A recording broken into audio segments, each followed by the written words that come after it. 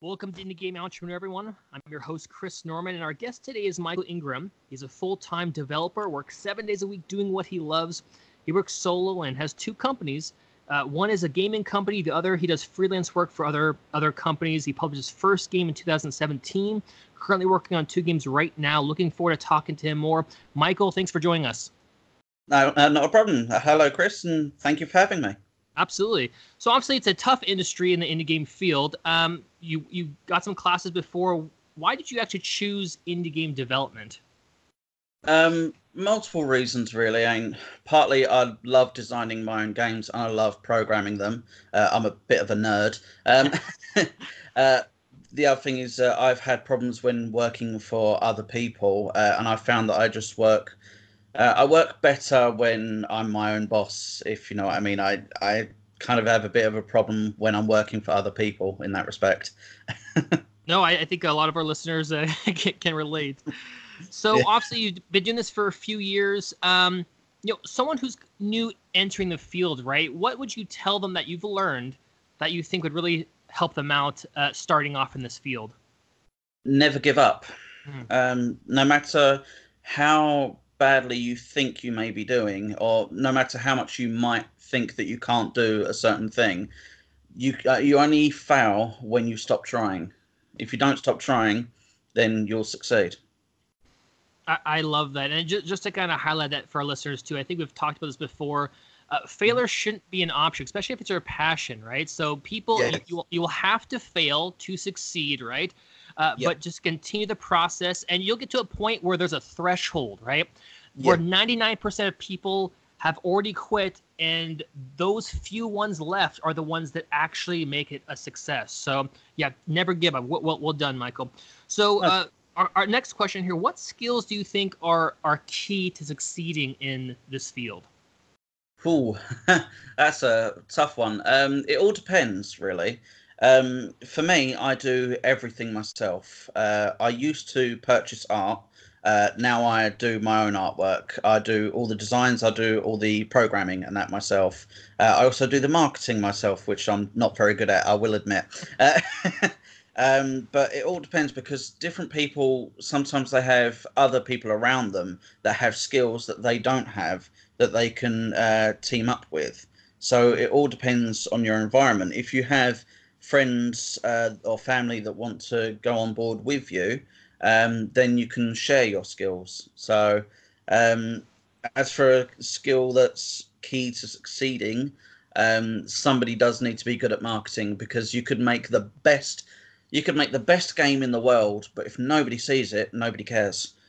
Exactly, exactly. We'll definitely talk more about that because I think that's a huge part of indie Mm. game development. Is that, like you said, you can have the skill, you can be amazing artists, you can have a great team, but if the marketing is not there, then it won't go anywhere. I mean, so that's kind of the point there. So, soul is definitely difficult, but you kind of have to be a jack of all trades, but still Yeah. mastering certain techniques. So it definitely is difficult, but for sure is possible. So, what do you think? And again, you've created many games, you've published one and two. I think you're working on one right now. What do you think makes a successful game? Luck. Right. That's the thing. I mean, I've seen games that have become successful, and I've looked at them and wondered why. For instance, Minecraft was a huge success, and I tried playing it, and I didn't see what was so fun about it. I mean, for me, it was a sandbox. It wasn't even a game. It had no missions or anything else to do, but people loved it. The same thing with Five Nights at Freddy's. I thought it was quite boring, but people loved it due to the YouTube reactions of it mostly. Um, and there was other games. Angry Birds I thought was quite fun, Mhm. but I didn't see how it got to be such a huge success that it had a film after it and everything else, which I actually quite enjoyed the film as well, to be honest. Um, Right. so making a successful game, maybe timing, maybe good marketing. That's what a lot of these things had, was some good marketing. A lot of them hit YouTube for a lot of their marketing. For instance, getting the right YouTubers to play it, that kind of a thing. Right. So I'd say probably marketing again. Yeah, and I would agree with you. I think it's a combination of many things, and I think obviously ones who've listening have heard this before from me or other developers, that it's not just one thing that makes a successful game. It's the culmination of many things, right? You have to have the quality. A game has to have soul, has to have purpose and passion built into it. But again, the marketing, timing, and I guess you can call it luck, but I think with good marketing, you kind of make your own type of, obviously there's going to be a portion of luck and timing that makes it viral, but again and again, I think marketing definitely comes down to it. So since we're talking about marketing, how important is marketing when it comes to being a full-time developer? It's your, it's your livelihood. Why don't you elaborate on that a little bit? It's exceedingly important. At the same time, it can be exceedingly costly. And when you go into indie games development, unless you have a large fund to go into it with, you don't have much money for the marketing or anything else for that matter. So I know that I've tried many different things. I've used Google adverts in the past. I've used other advertisement websites in the past that have offered, different things like free trials or cheap advertisements, etc., etc. And I've gone to social media as well. I've got Facebook, Twitter, Instagram. The one that's getting me the most amount of traction at the moment is actually Instagram. Okay. And the main thing that is happening with it is where since I've been doing the artwork, the pixel art that I now do, I've been posting those up every few days, or posting a few images some days, and it's got a lot of traction. A lot of people coming back to me and saying that they can't wait for Retro Pickup Arcade to come out because they want to play it because they love the look of it, and it's made Retro Pickup Arcade get a lot more people interested than my games that I've brought out before. so, so I've got all That's these great. people interested. Yeah, it's so another thing would be when it comes to marketing your game before it's released. Mm-hmm. So Magical Defense, the first game I published, I was doing that whilst working full time as a software engineer. And I ended up, I kind of made the game, I released it, and I didn't even start advertising it until about a week or two after I'd released it. And it made it have a very slow start, and it became quite difficult to get more people to download it or to even notice it was there. It took a while before even searching Magical Defense made it come up in the Google Play Store. It was coming up like 50th place, even though that was the only one that had that exact name. It was so far down the list. Right. So one of the things I ended up doing with that is I partnered with a company called Reward Mob, and they do with my Magical Defense game and other games from other companies. They do tournaments where they release their Bitcoin called RMOB. So it's an RMOB tokens, which is like I say, it's a Bitcoin kind of thing. I don't know too much about those currencies, but it's one of those, and they do tournaments every day, which advertises my game to all the people on Reward Mob, and it allows people that play my game to earn these RMOB tokens that, when everything's sorted out, they'll be able to turn into real cash in their bank accounts. So, and it doesn't cost them anything to do. So, yeah. I think I think what you highlighted, Michael, really appreciate, and I think our listeners it just really needs to get ingrained, is that you have to start early. I think someone's thinking, okay, I finished the game, I now put it on Steam, and now I'll start marketing. But that's the wrong philosophy to have. You have to get a fan base. You have to get a movement prior to releasing, to make sure you have that, and then having a plan. I think a lot of indie game developers, let me know if you agree with that, is that they think they need to spend money on marketing when they aren't making money just to get that drum. But you can do it for free, but you have to have a plan. You have to be able to figure out what's working, try different avenues. I've heard Instagram works out, also social media. Find out where your target market is at, what they're interested in, and again, start free. Once you figure out, you have a plan, okay, this works, then you can think about putting money towards it. But I think you said it perfectly. Start early, and then really, try to do it for free or very low budget as much as possible. Yeah, but do be careful because some companies that will be doing things for free for you or very cheaply won't do a very good job. Right, exactly. But So you have to be aware of some that for will, sure. but some won't. Just use your noggin, try and be smart about it. Mhm. Like I say, getting a fan base through social media and that kind of thing, that is one of the best things you can do. And when you get that fan base, listen to them. Mm. Listen to what they say. Don't just do something and if somebody says that they don't like it, go, well, I do, so therefore I'm going to do it. If somebody doesn't like it, ask them why. Find out what they don't like about it and how you can improve your product. Is it the one person that doesn't like it, or is it that nobody likes it? Find out. You now have this fan base. These people will tell you what they want. So find out what they want. and I love that. You said it so well because at the end of the day, if you want to take an indie game, creating games, doing your passion as a full-time job, it has to move from a hobby into an actual business. And people who buy your games is in fact your customers. So you have to listen to your customers. You have to find out what. Doesn't mean you can't be creative. You can't be, but you have to figure out what they like and do your best to do that. So yeah, well said. Thank Um, you. so moving on there, so I know we talked about marketing a little bit, but let's kind of hone on that. What do you think is the best marketing tip? What's worked the best for you? You mentioned Instagram.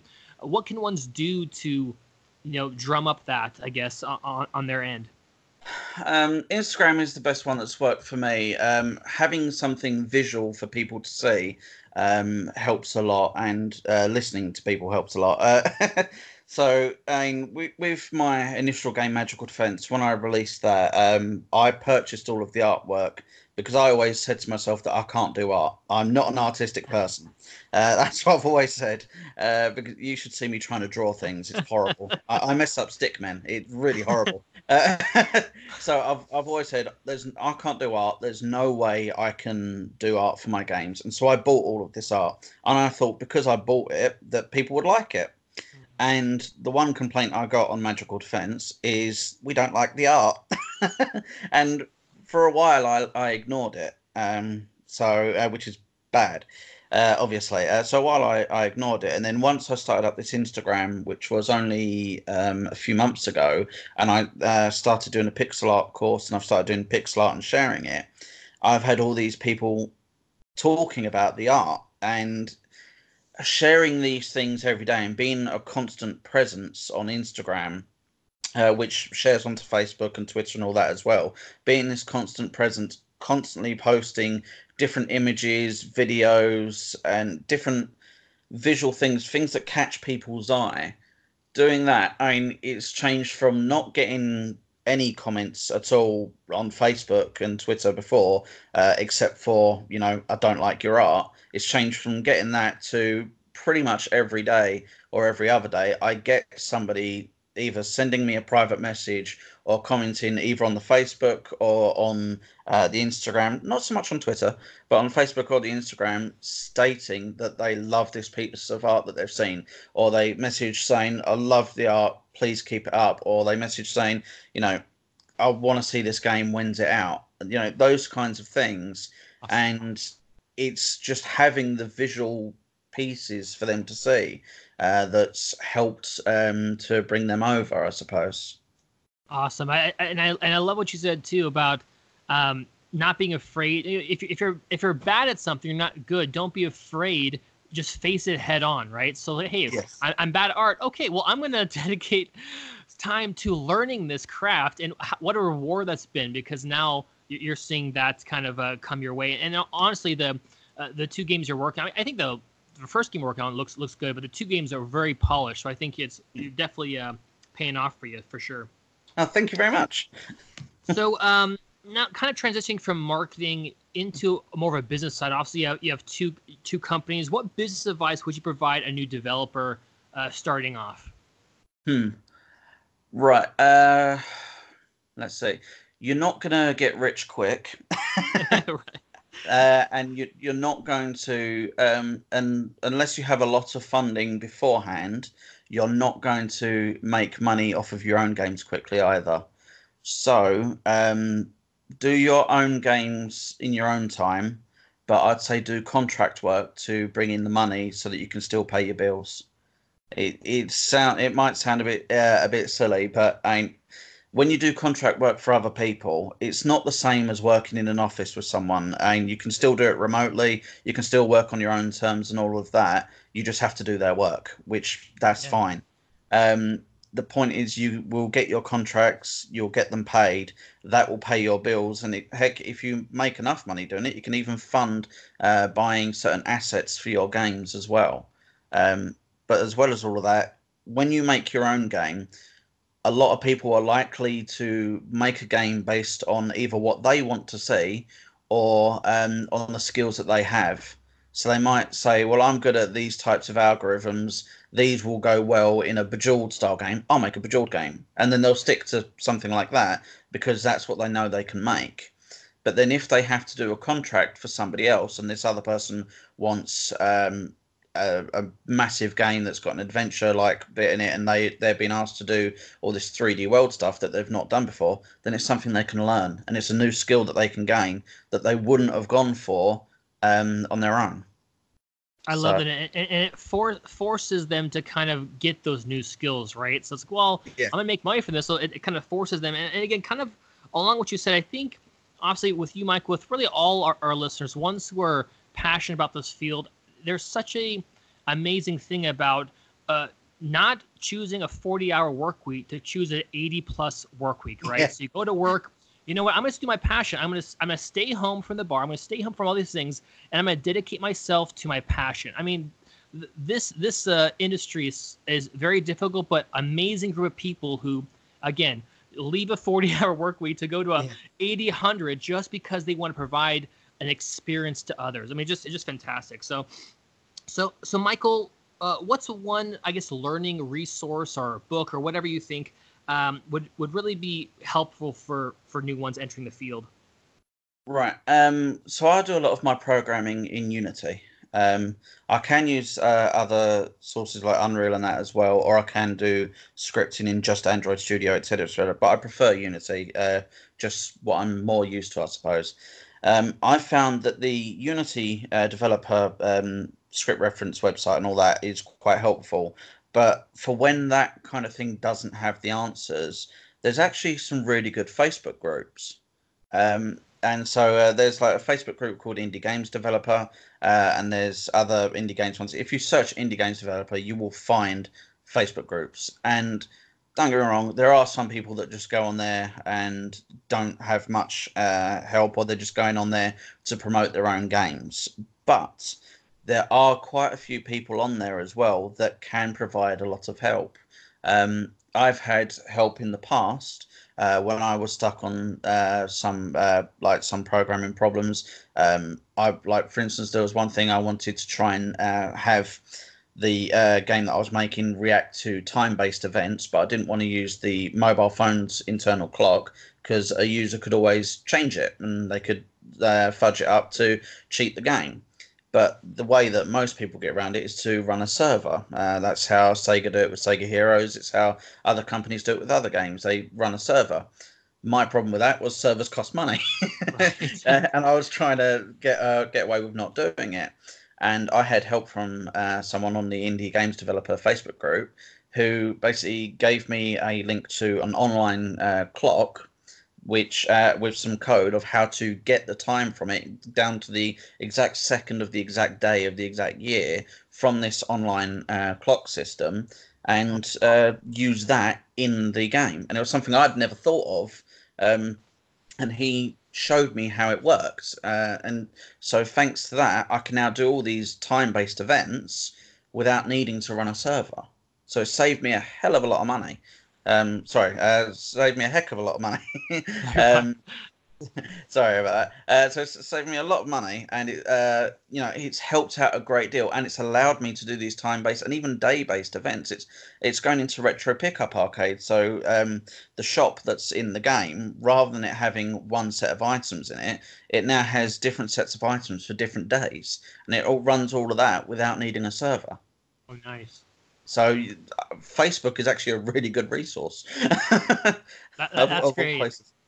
And I think too, one's leveraging just what they're good at. And again, there's many game engines that are great. Unity's an awesome one too, and I think they recently added a new learning center there, so ones can jump on and see really how to utilize that. But yeah, great point is that reach out to ones who have solved the issues they're trying to solve, and they're going to be developers who've already solved that problem. So instead of spending a day or a week solving it, just reach out to the community and see how they're able to help you, and they definitely will do so. So now, when it comes to, sorry, I was just going to say, you never know, you might be able to help somebody else as well. Exactly. So when it comes to making a living, again, to making this a full-time thing, not a hobby, what do you think it comes down to? What is the most important thing to make this a full-time living? One, those contracts I mentioned earlier. But so it's a case of sometimes people get easily distracted. So you'll have people like in the games community. There's a lot of the people that like to make games are people that like to play games. Me included. I love playing video games, and so you'll see that a lot of people say, like when you ask them whether they've done something, they'll say, "Well, no, I was just finishing this bit on this game," or something like that, and so they get distracted. And the key is to not get distracted. As difficult as that may sound, I'm a retro gamer. I'm currently sitting in a room that's got 2 TVs and about 30 games consoles set up, going all the way back to the Atari. And there's other games consoles in other parts of the house, like PlayStation 4 and Nintendo Switch, etc., all in different parts of the house. Now, when you see this house, you'd think that I'm somebody that does nothing but play video games all day. But I can tell you now, I've been forced by my fiance to have days off actually. But before then, yeah, she wouldn't let me because I was doing 7-day working weeks without breaks, and she told me off for that. But before she recently started making sure that I have time off, I think I hadn't touched any of the games consoles in about 6 or 7 months. So, I mean, don't get distracted. If you find that you get distracted at home, go to a cafe, go to a Starbucks or something where you can plug your laptop in. Heck, get a battery charger. I recently purchased a battery charger for my laptop, so I can go to a cafe and work over there with no distractions, and I can get baristas to bring me coffee. It's great. I love that, and I think honestly, Mike, I think it's a real dilemma that many face is distraction. I think you said it perfectly. Is that leave the distractions away. So if you're focusing on a game, you dedicate time. Okay, I'm going to spend after work or whatever it is, 8 to whatever time period you set aside. Leave the distraction. So find a quiet place or move your laptop somewhere where no one's going to bother you to focus on your craft. Because I think that really consistently will help out for sure. I will say add one thing to that though, which sounds contradictory, but just trust me on this one. At the same time, do give yourself little breaks, even if it's a half an hour or an hour here and there. I've had too many occasions where I've been stuck on a problem and I've sat at the computer for about 6 hours, not got an answer. I've gone to bed, woke up in the morning, had another look and gone, oh, it's this. And it's a fresh set of eyes helps a great deal. So, whilst try not to get distracted, at the same time, don't burn out. 100%. Don't burn yourself out. Look after yourself. Keep yourself healthy. Very well said. I couldn't have said it better myself. So kind of finishing this kind of discussion before transitioning to, kind of learning more about you and the current game you're working on. Anything else, just last few words to mention to ones who are getting into this field? What do you want to say to them? So all of you that are coming into this field, it's difficult. It's not easy. It's not something that it's not something to choose as an easy way out because you don't like your boss or something like that. If you are going into this field, think about it, and congratulations to you for attempting it. Don't give up. Keep at it. If people tell you you can't do it, tell them to go away. All right. You don't need people being negative around you whilst you're trying it. Put in your time, put in your effort, research things. If you have friends that have skills in certain areas, don't be afraid to ask for help. If as well as asking friends, like I mentioned before, there's Facebook groups, there's forums. Ask for help. If you want to go into games, whether it's design, development, what have you, do learn the craft, so to speak. So if you want to code games, learn C# or C++ language or whatever other coding language for whatever kinds of games that you want to make. If you want to go into designing, learn how to design. So there are courses that you can do on Udemy or Udacity, places like that, where there's online courses. You can go to university and learn things there. I went to university myself. So, there's different places you can go to learn the skills. I'm trying to, and don't forget marketing. Right, all those things. Yeah, No, there's a lot there. I'm aware, but it's just one of those things. I know that some people try and do things because they think it's easier, and it's not. It's harder, and it's not rewarding at first. I used to be in a job where I was paid about £30,000 a year, which is it's a well paid job, and I've left that, and I currently get nowhere near that amount. I'm on a lot less money, and my workload has trebled, quadrupled, probably more than that. But I'm happier doing this. I wasn't happy in an office. I wasn't happy doing what other people told me to do, and not receiving any recognition for any of the work I did. I was in a bit of a bad workplace, but from my experience, pretty much most of the workplaces I've been in have been bad workplaces for me. So that's just my experience. For you, it might be different. Yeah, it's going to be difficult, but stick to it. Never give up. Definitely, and I love that. And then don't be afraid to face your fears and face your challenges. And just I think you just said it so well, Michael. Yeah, very very well. Thank you. So I appreciate that. So as we're going on now, let's talk more about you, Michael, the current game you're working on, your company, and tell us more about that. Okay, well, the company is Retz Gaming Days. That's the video game company, and it started off as a YouTube channel whilst I was at university between me and my friends. That's what it started off as, because my friends used to watch me play video games, and they said, "You're entertaining. Let's record you and put it on YouTube." So, of all things, and that's where the 4 characters come from. We've got Retz Retro, which is me. We've got Wolfie, which is my fiance. There's Sam Chu, which is my friend Sam, and there's Umbrella, that's my friend Ellen. And for the astute of you that know the 90s, you'll see that there's references behind every character. So that's just how it is. So that's what this all started as. Then later on, I ended up turning it into a business where I sold retro video games whilst I was at the university. Found that I wasn't really enjoying buying and selling, and then I ended up wanting to make my own video games and saw this as a good platform to do it through. I stopped doing the YouTube channel just because it takes up so much time doing a YouTube channel that I just didn't have the time for it anymore.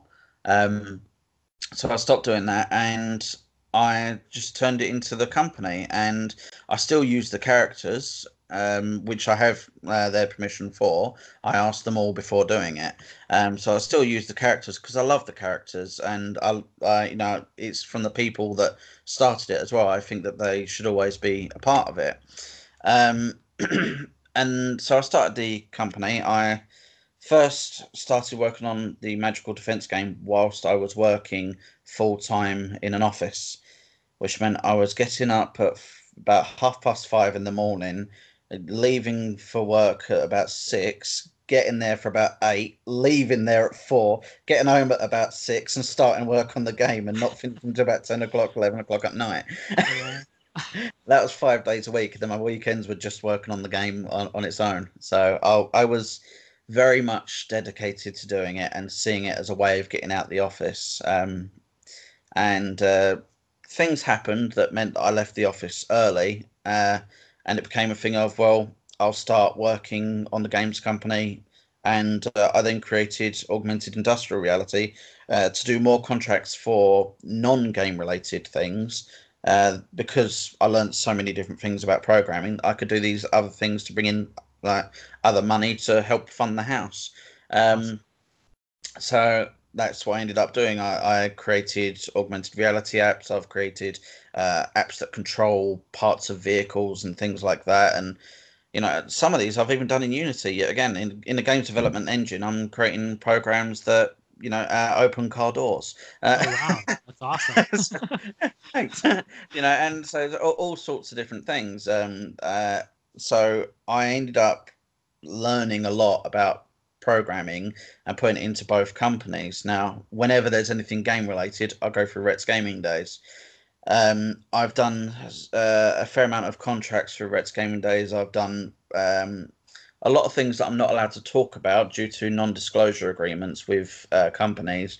But suffice to say, I've created games that use controllers and games that use people as controllers.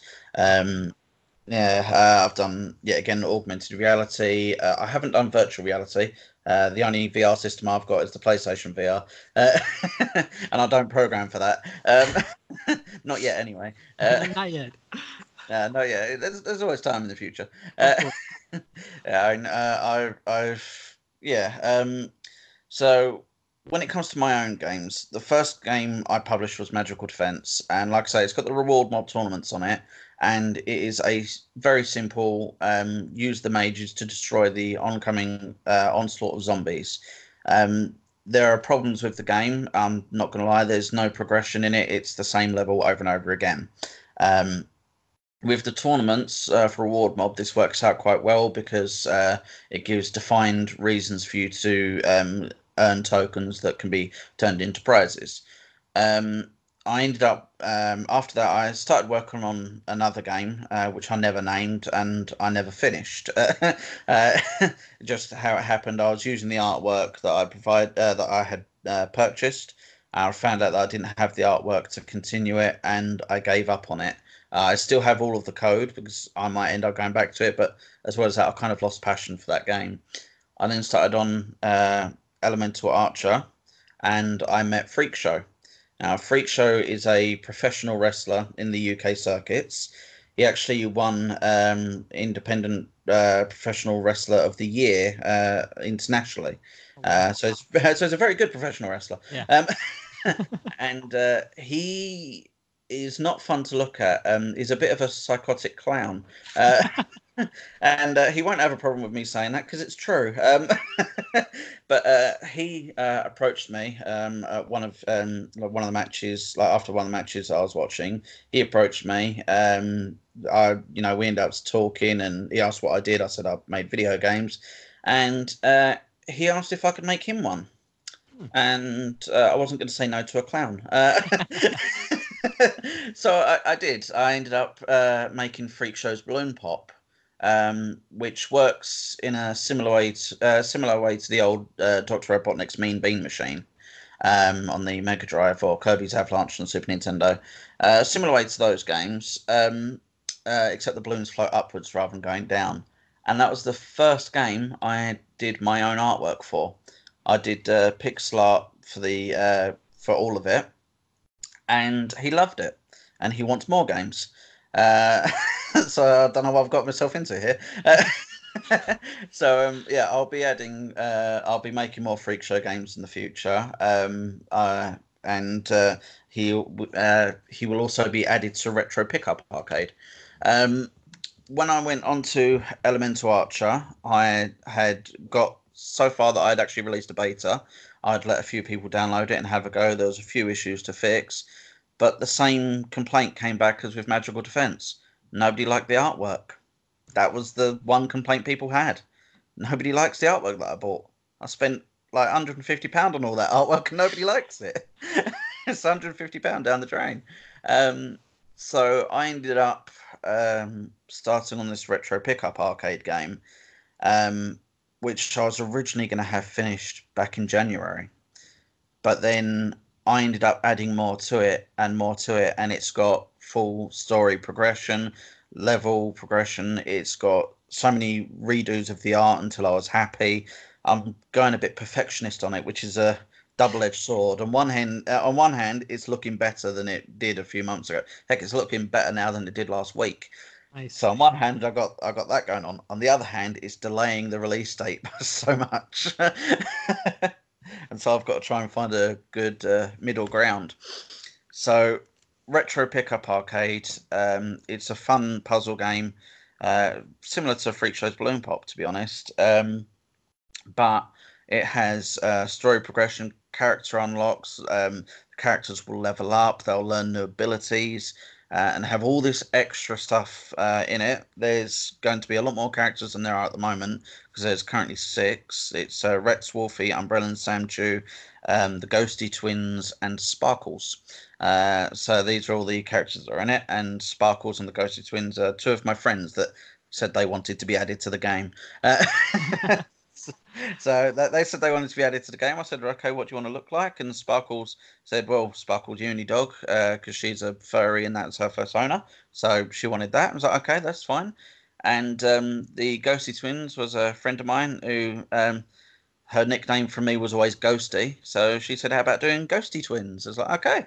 And so we made some Ghosty Twins. Just how it happened. It's very, very odd how some characters get birthed. It really is. But yeah, so with Retz Gaming Days, that's what I'm doing at the moment. I'm mostly working on Retro Pickup Arcade, and apart from that, doing contract work. I've got some contract work for different people. I'm traveling on Sunday to meet up with somebody else for another contract work for another game to start working on. So I have various contracts going on whilst also doing my own work. That's good. Well, it keeps you full time and keeps you kind of in the game, right, so to speak. Yeah, so, well, Michael, we definitely appreciate. So, for ones interested in following Michael's journey in games, I'm gonna have links in the description below. And Michael, thank you so much for joining us and adding to the conversation. Definitely appreciate your time. That's okay. I'd also like to say, if anybody would like to ask me any questions after hearing this interview, or if they want help with anything, feel free to leave my email address, and they can always send me a message, and I'll help if I can. Perfect. I'll leave that in the description below. Yep. Thank you, Michael. Thanks.